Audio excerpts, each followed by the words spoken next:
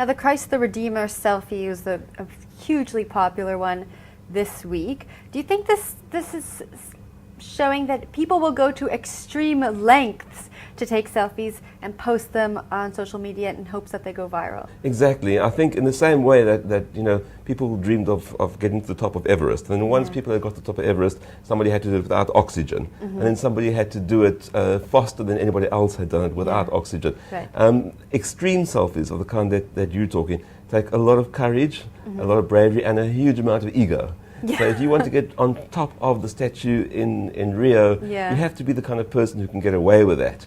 And once you've done it, then there's another goal for somebody else. So those are kind of record extreme selfies that take the phenomenon to literally to new heights. But the majority of people simply take selfies of themselves in social situations or in public places where there's something happening in the background of interest. Now, I want to get your opinion on the after-sex selfie that became very popular early this year. What was all of that about? And it's still actually happening now. Why well, once again, it seems to be, there are no boundaries on social media. Right. And because there are no boundaries, people will constantly be pushing to find new ways of using the technology.